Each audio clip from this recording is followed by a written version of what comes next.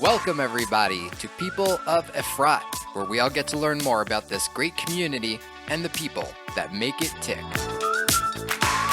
Dylan has no idea what's going on. Don't pay too attention. Hannah, Weis, good morning. Good morning. We're live. Yeah. We're all live. It was an interesting morning. We weren't sure we were going to do this, right? It was going to be rainy, and then all of a sudden the sun came out, and the sky is insane right now. It's gorgeous. Yeah, one of the best things about Efrat is the sky. Like, all kinds of weather.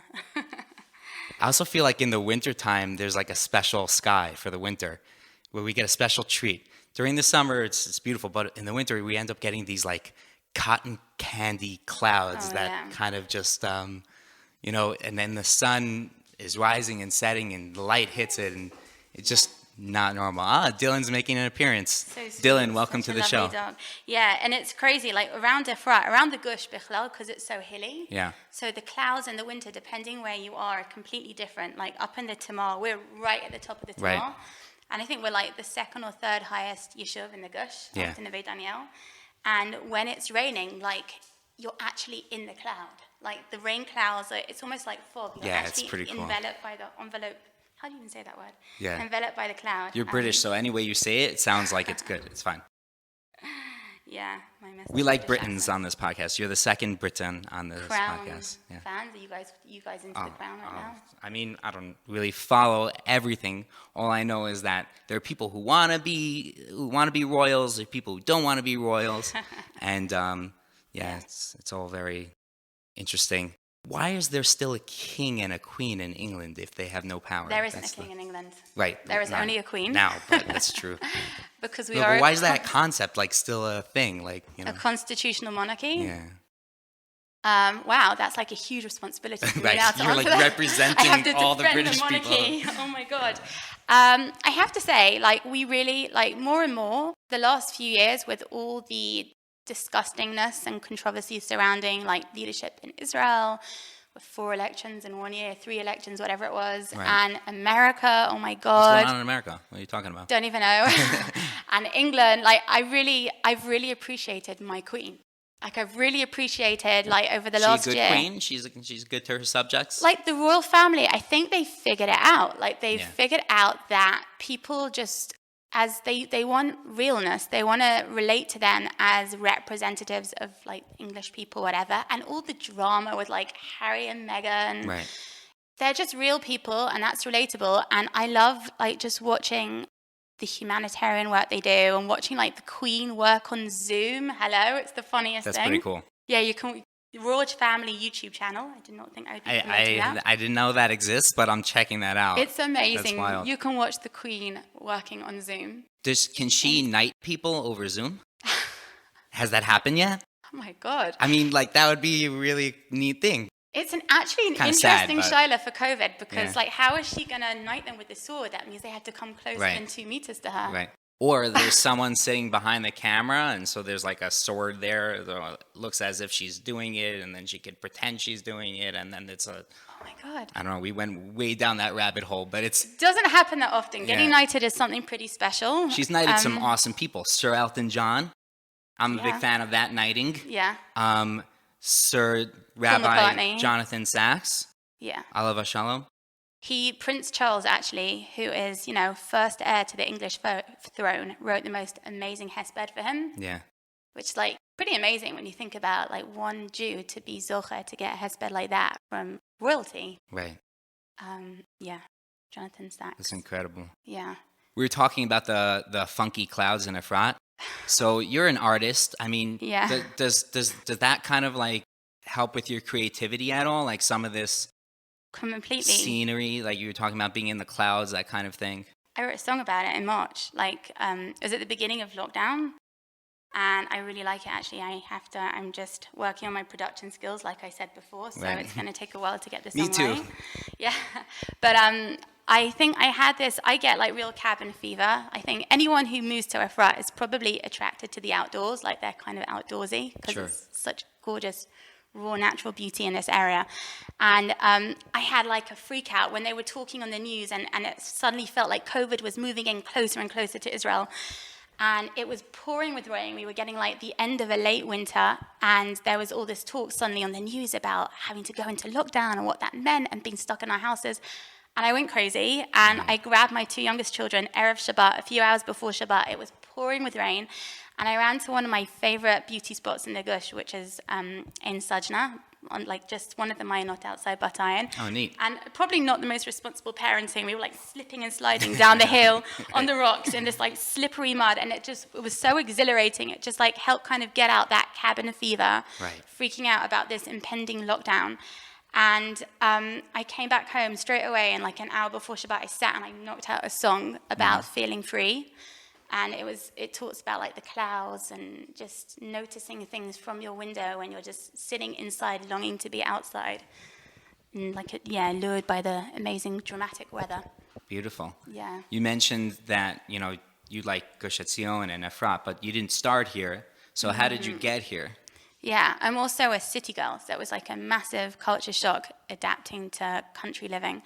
So I made Aliyah when I was 18. Actually, before I was 18. This was back in the days pre-Nefesh B'Nefesh. Oh, wow. Where planning Aliyah meant going along to the Jewish agency and talking, about when you would do your flight and making it official, and it was like a much slower process. And you go to the Jewish agency from Israel, or you went? No, we have a representative in London. I want to go off on a tangent, but I was a very independent, like 17-year-old. So I had my own car at 17. Clearly, you made Aliyah at 18. Okay. Yeah, and I was also cabin fever. I was thinking about, I just had to get out of England for college. And there was a lot of pressure because we were actually the last year entitled to 3 degrees in English universities. Right. So there was like a lot of pressure to sort out university. And bichlal, like in England, the way that we choose our subjects in the last 2 years of high school is all affected by what we want to study. So there's like pressure and talk for years about what you're going to do for college. And I was thinking about it, and I looked into studying in New York and in Paris, and then I found out online about the Jewish agency were giving 3 degrees to people who made Aliyah. So I jumped in my little black Citroen. I remember like blasting Mariah Carey's Emancipation of Mimi album had just come out. So I remember like blasting it on the way to the Jewish agency, met with the shaliach, brought the papers home, and somehow convinced my parents to sign it. And then found myself here. It wasn't too dramatic when I arrived because besides the fact that I met my husband in a bar the night before starting seminary. Dovi's the man. Dovi's the man. No other way that like the universe could have brought us together. We're so unreal. From such different places. It's beautiful the way Hashem works. It's incredible. Best shadchan, yeah. But yeah, so it wasn't too dramatic in the beginning because like a lot of my friends were doing gap year programs in England. Right. In Israel, sorry. Right. And so it's basically you were here alongside them. I had like a smooth landing, but then suddenly at the end of the year, everyone went home and I got married 2 weeks after turning 19. And my husband was in the army, and it was, to say, a culture shock in the least. I can't imagine. Massive, massive shock. So we spent the first 9 years in Nachlot, the center of town in Jerusalem. Oh, wow. Which is nice, because when you've just made Aliyah, like I made Aliyah, I was in like a very lonely situation. I was like a young girl. My husband was in the army. I had no friends, family here. And this was like the days before Facebook and WhatsApp. Right. Where basically I dropped off the radar. Like my friends, there was no way for anyone to keep in touch. Right. So losing myself in the city of Jerusalem was just like incredible. And then by the time we had 3 kids, my youngest, Eden, in 2015, house prices kept going up and up and up every year. We like kept our eye on it. We always knew at some point we'd have to like grow up, leave the center of town, settle down, white picket fence and all of that. And we just kept... You actually did do a white picket fence on the house on Pitom Aktoret. Oh my God. You did the white picket. I mean, I don't know if it's a picket fence, but isn't there a white... Aluminium fence. Yeah, there you go. Oh, we have a white pergola. Okay, there you go. There you go. Sorry, another The tangent. universe is, laughing. That's all part of the suburban, you got to do it. So we kind of outgrew, we were living in like, a regular like 2-bedroom, 80-meter apartment on the 4th floor of a dodgy old building in the middle of town. So we got our acts together, and Efrat just like ticked all the right boxes. We twice actually came really close to buying in Modi'in. And we preferred Efrat in the end, because like we connect to Jerusalem, like, you know. It's nice to be close. Yeah. Yeah. You're like, if you're either a Jerusalem person or a Tel Aviv person when you make Aliyah, you know. Most English people go to the Meccas these days. But yeah, my husband grew up here, and it was, like I said, I had this really special bond to Jerusalem because of, you know, how I'd made Aliyah. So we wanted to be here. We loved the atmosphere of the place. To be honest, we weren't familiar with the Gush at all. We spent one Shabbat here before buying our house. That was I find it. a lot of people say the same thing. Isn't it weird? Yeah. It's like everything that you shouldn't do when you're moving house or buying a house. But yeah, it just felt right, you know. Like, I think finding a home is kind of like finding your shidduch. It's just, you click. Like, teacher of mine, Leah Golom, once said, like, she quoted her husband, Michal Golom, basically a very special person, and he said, like, everyone has their Yerusha. Oh, you knew him? Oh, yeah, I miss him. Yeah, he said, like, everyone has their Yerusha, and you just click with it when you land on your spot in Eretz Yisrael that, like, your ancestors made their homes. You feel that, like, magnetism. So, yeah. Wow. We landed here. And, like, your like move to Efrat wasn't simple either. No. You're like, it's not often that someone makes a move, then they're somewhat, you know, confused, maybe a little bit unhappy where they are, and they stay in the same town, move to a new neighborhood, and then all of a sudden everything's, I don't know, is it going great over there? Yeah. But I feel like at first, like, you landed in, right, and it just wasn't my team for you, but somehow these new fresh neighborhoods popped up. Right. And yeah, I feel like you guys made another move, and then that ended up being, like, really for you guys. Yeah. Oh, thanks for mentioning that. You know, it's also, like, what's cool here is, like, I'm looking forward to, like, representing every little every nook and cranny of Efrat. So each neighborhood has its character. So you guys are part of the character of the Tamar. You know what I mean? I don't know. I don't know if I'll ever be part of the character of anywhere, but I think Well, you live there, right? we live there. Yeah. The nice thing about when we came to the Tamar, like you said, I think, like, we were determined to keep it in Efrat, even though we felt, like you said in the beginning, we landed here, it was very difficult and we weren't happy. Yeah. I think part of that was like a huge culture shock of being like a city girl. Like, I grew up in London. Right. I always enjoyed my independence. I enjoyed being spontaneous, jumping on buses and trains, getting around, walking around. And then we lived in Jerusalem, where we were in such a central location. Any time of the day or night, you didn't even need a car, you know, to get around. And then suddenly landing here on the end of a mountain, facing another bare-faced mountain, it was like, oh. Right. I joked with Jessica a few weeks ago, Yeah. like, if you want to go anywhere, you know, you're walking up that hill. Oh my God. Or maybe it was Esther and Yoni, yeah. Mountain, yeah. No, there was something about it. I know some people really love that. For some people, that is the appeal of coming here. Yeah. But for us, we would, like, drive into Efrat, and first it was coming on the tunnel road. It would be like, oh my God, I am leaving the earth. And then we'd drive into the Zayat. It'd be like, ooh, and then we'd get into the Zayat, and then we'd drive all the way down and around to the other side of the mountain. It'd be like, I'm on the moon. Right. Yeah, but no, we loved it, and I think what we recognized was that we understood that there was nothing wrong with Efrat, and there was nothing wrong with the neighbors. We just had, like, dropped our pin in the wrong spot. Right. And the exciting thing about the Tamar was it was a brand new neighborhood at the time, a brand new community.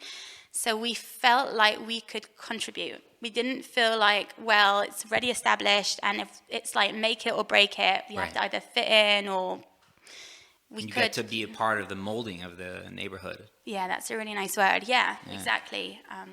It's kind of exactly what I was saying before. So you guys are representing the Tamar. Oh, thank you. You know? And once we moved from Zayat to Dagan, I feel like also sort of the same thing, that fresh feeling, you know, sort of like an upstart neighborhood. A lot of people from a lot of different places, not just Efrat. Yeah. People who haven't necessarily been here for you know, since the beginning or grew up here. I have to meet more Dagan people. Yeah. I know, like, the people who I already knew. A lot of people moved around the same time as us, as you know, from the Zayat to the new places here when they opened up, or they were, like, you know, renting there while these neighborhoods were being built. Right. But yeah, I haven't really. I need to hang out here more. Yeah, it's good. Well, COVID and everything, you know. Yeah. So then you guys come to Efrat. So like lately, I've been seeing a lot of stuff of like some artistic stuff that you've been doing. You've been creating music, right? Yeah. Well, yes. Were you always a musician? Yeah. I started learning to read sheet music before I could say my ABCs. Oh wow. Yeah, I was very privileged growing up, and I had like private piano lessons from 4 or 5 years old already. And I went with that. You know, I went through this with Brother Dave. How were you taught? Were you taught learning like, classical music? Yeah, so that I know sets me apart a lot from like the world of music production nowadays. Is a lot of self-taught people, or it's very, you know, obviously when you're inventing new music, you have to be very imaginative and leave the rules behind. And a lot of people in this world, they've made their introduction through like electronic music and self-producing. Right. So yeah, I followed a curriculum of the Royal Academy of Music. Oh wow. Which is Sounds very proper. It sounds very proper, but it's very standard because in like middle class families in England, it looks good on your university application form if you can mention what grade level you got to in an instrument. Sure. So if you follow like the Royal Academy's board, then you get to do those exams and you kind of know how you're progressing. That was like very classical, but I was also in my high school jazz band. Oh wow. Yeah. Classical So music and jazz. So you play jazz piano? I used to. Oh, wow. I actually, on a demo that I did back in January, like the producer brought in an amazing jazz pianist, Jonathan Harringman, he's got this like group called the Harringman Collective, and they just dropped an incredible new EP on Spotify called Crack. Check it out. Yeah, they're awesome. So they have a female rapper. It's like not jazz like you know it.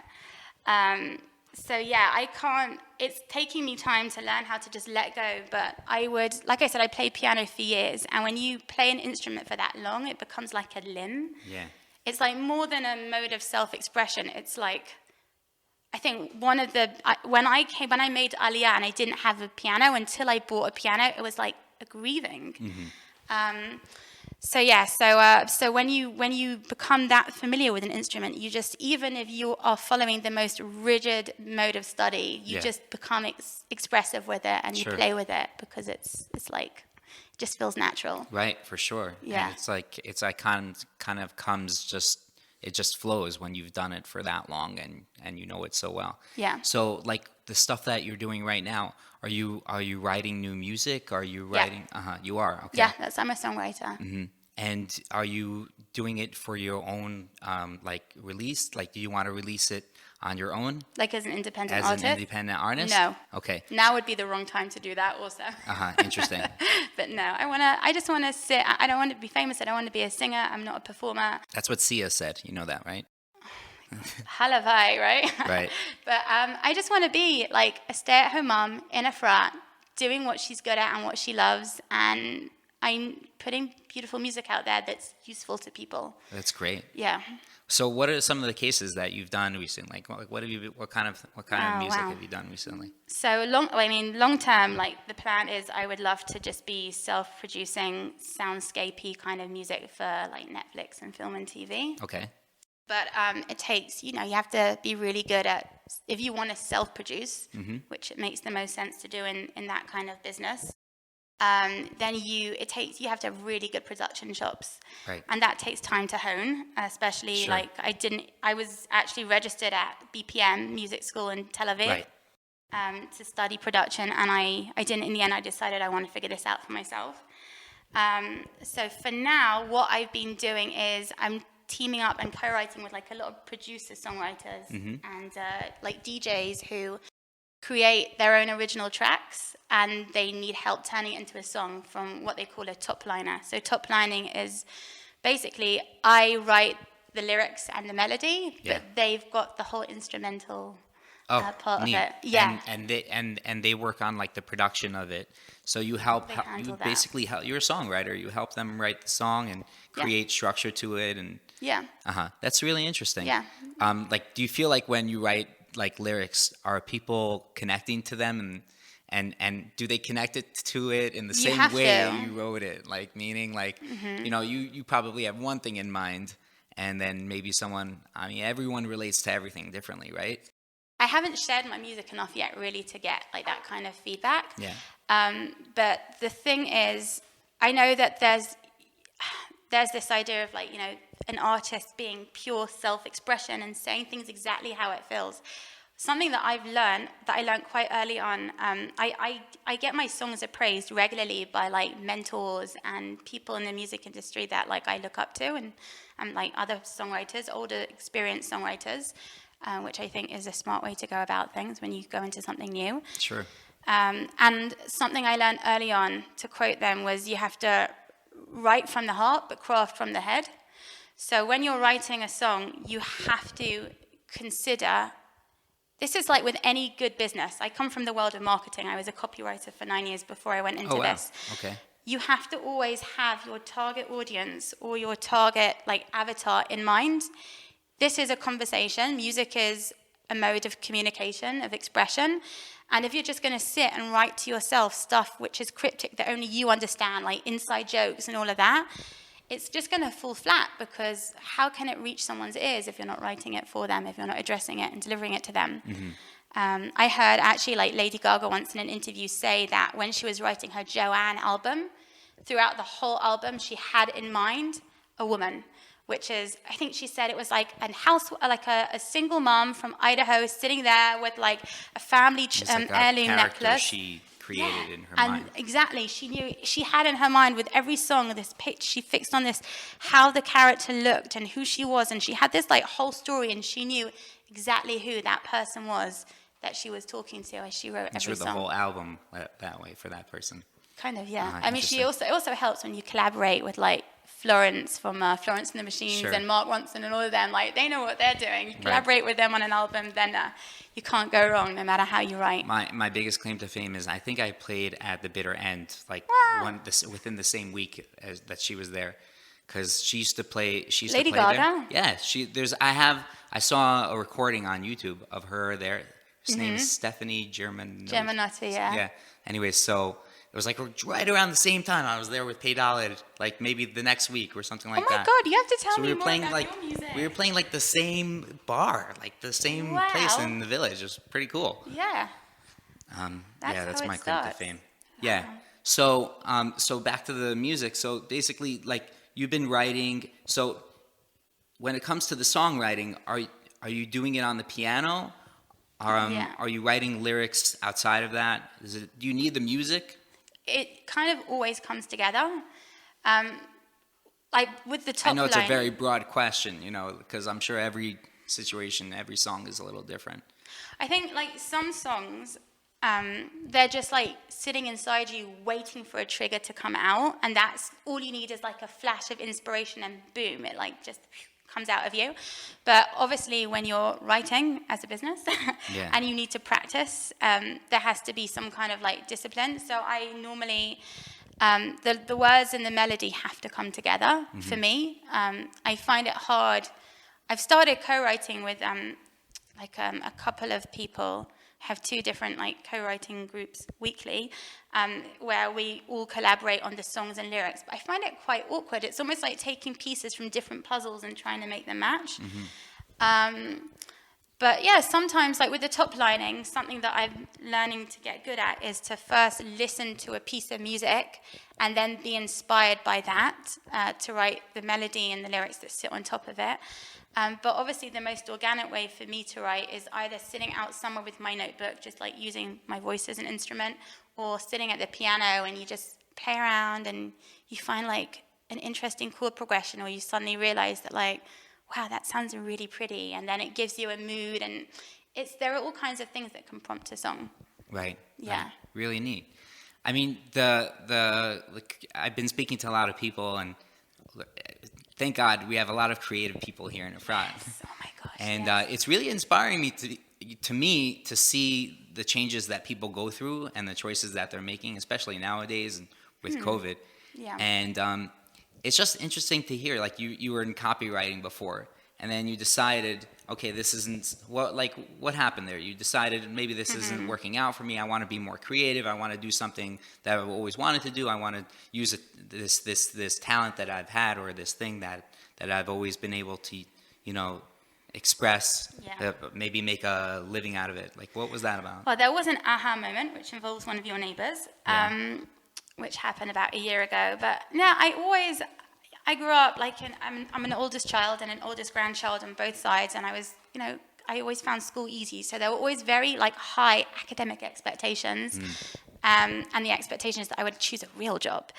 So I always wanted to do something creative. When I was in high school, I got this idea in my head that I was going to go to St. Martin's School of Design and become a theatrical costume designer.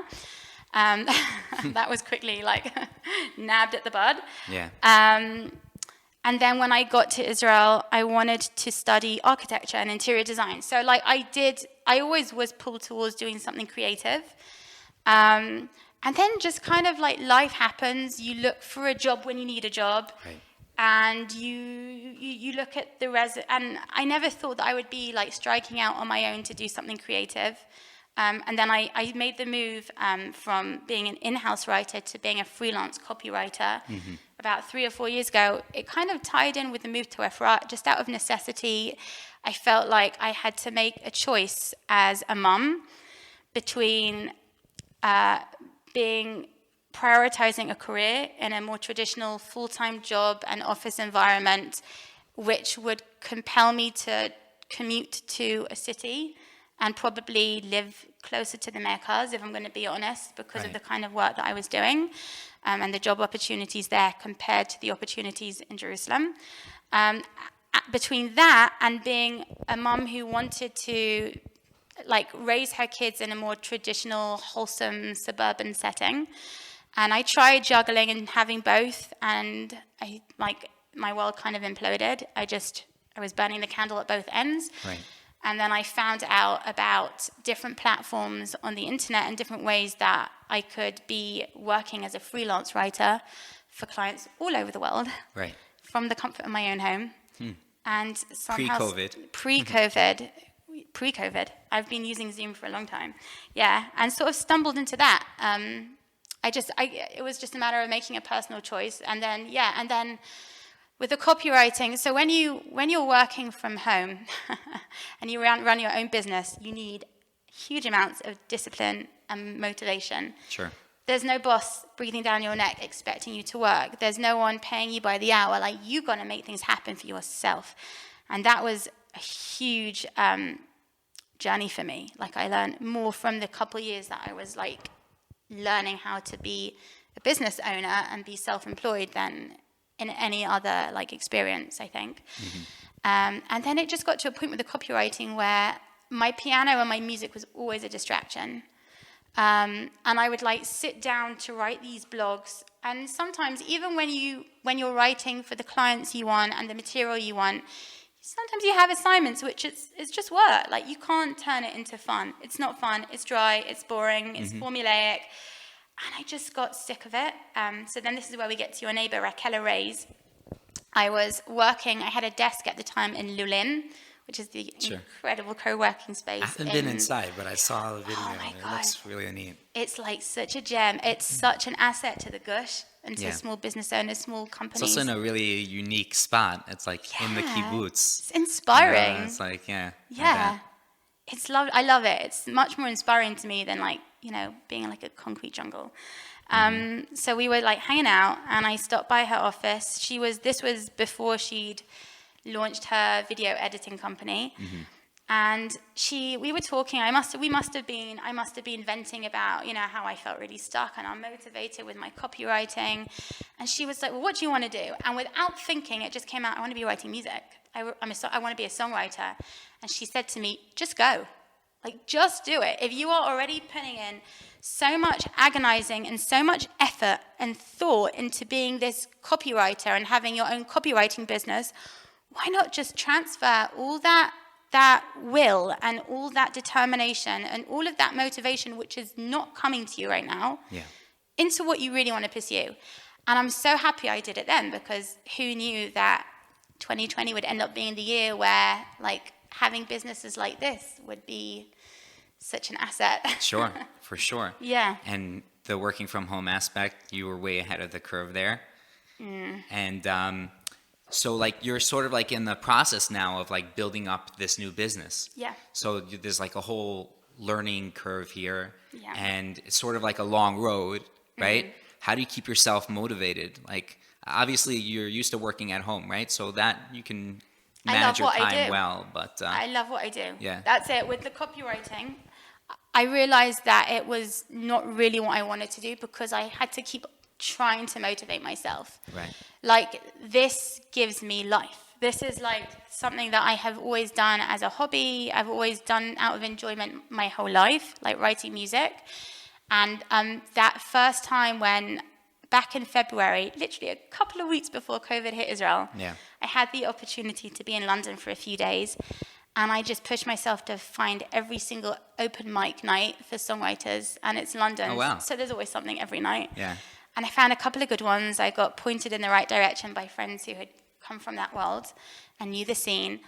And I was sitting on a stage in a venue in Camden, which I'd heard that like Adele had performed in back in the day, and Amy Winehouse used to live down the road. And I just told myself, like, I have to get on that stage because I have to. Like, this is what I have to do. This is like a shlichut, and I have to do it, and I have to get this experience behind me. And even if I fall flat on my face and I just merge back into the faceless crowd afterwards, it's fine. And I went on the stage, and it was like everything you can imagine. Like, I never held a mic properly, performed in front of people. Yeah. I didn't have like a proper like warm-up routine. And I decided to share a piano ballad.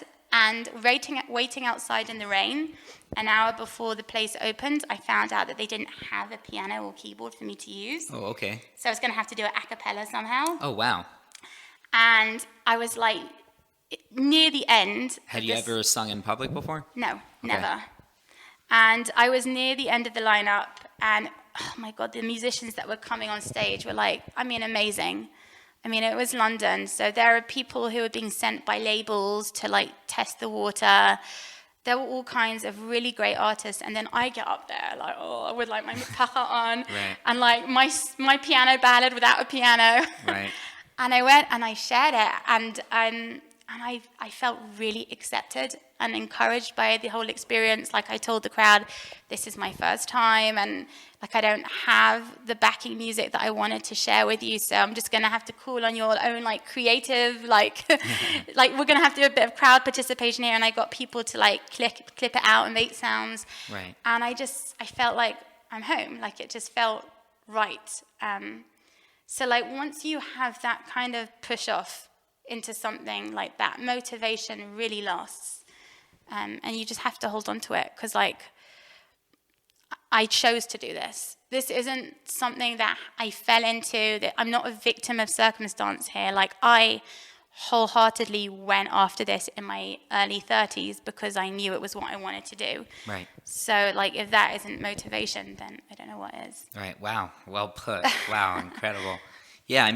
Like when it comes to these kind of things, like you're really putting yourself out there, and I'm sure all these little voices in the back of your head, well, okay, if I put this out, what's it going to look like? What happens if I do fall flat on my face? But you're just going for it. And I really admire that. That's really incredible. It's really incredible. So your life in Efrat here, how do you feel like your children are doing here in Efrat, schooling? I love it. Schooling's a little odd right now, but You know what? yeah. The schools have been brilliant. I love it. That's why we're here. Like, this is just going to sound so corny, but I say it to like Dovi a lot. Like, we wake up in the morning and I look out my window, I like press that little button to open the trees next to my bed, and I see the hills and I see the clouds like we were talking about, and I see the vineyards. I take a breath of that like Efrat gush air, and I see the children playing in the street, and I just feel so at peace being alive in this place right now. Like, I love it. This is why we're here. My kids are having a wholesome, safe, protected, rich childhood, which I don't know whether that would be possible anywhere else. It is just what we wanted for our family. Wow. Yeah. It's beautiful. Yeah. Yeah, It's a Hashem. special thing. I keep trying to find the right word for it. I've used the word Hamish a lot for Efrat. It's not a good word for Dolby Efrat. wouldn't use that word. You do it? For sure not. Yeah. Oh man, I love that man. We're gonna have to have him Aw. on. Thank you. Yeah, he But wouldn't. He wouldn't. I was gonna say he might not want to talk as much as you do. He wouldn't want to And that's- talk or speak in front of a camera. I feel like he's more Sorry, of a guys. doer, you know? Yeah, he's like one of those quiet, practical people. Yeah, Yeah. sweet man. Yeah. Oh, thank you. So like that word Hamish, I'm just thinking, that's not the word. You have to help me. I don't know how to express myself. You're the singer-songwriter. I know I'm putting you on the spot here, but I don't know, maybe not one word because that's pretty hard to use, but you kind of said it in the last 5 minutes, right? Okay. But I was using the word Hamish. I need a new word for Community-oriented. community-oriented. You guys are Hamish. Yeah. I have to say, like, just a minute to shout out to you guys, Yeah. because we used to be neighbors when we were in Javi's the right here, and Zayat. she's smiling. And hey, Javi. Don't want to disturb you. Shout it out. What'd you say? She said homie. She said Yeah. homie. Nice. Yeah, homie's good. Javi the homie. Yeah, but you guys, like, you have had a Hamish experience because you made it that. Like, I remember you being, like, the head of the Kiddush committee so. and, like, for the shul, and you were so involved in, like, the community there and in the shul and doing things like this podcast. Like, you guys feel like Efrat is Hamish because you have brought made a home out of it. Interesting. You get credit for that. I guess my experience of it is like what it is, but that's Yeah. maybe not everybody's experience of it. Huh? Like, yeah, it depends. Like, it does have Community lots of... oriented is a good word. That's a good word. That's a good all-encompassing word. Yeah. Wow. Well, Hannah, thank you so much for coming and joining us here, and I really appreciate you taking the time. Thank you. It's important that we showcase everybody and representatives of the Tamar neighborhood. In the house. Oh, big up to Yisrael Weis, because I promised him Yeah. I'd give him a shout out. He's my favorite. He's my favorite fan. He said it. Yeah, and thank you for having me here. And I love what you're doing. Keep doing it. It's Thanks. brilliant. And I can't wait to meet some of the other people of Efrat. Right? Good place. If you like this podcast, please subscribe. We're on YouTube. You can hear us on Spotify, on Apple Podcasts, and Google Podcasts. Thanks so much for joining us, and we'll see you on the next one.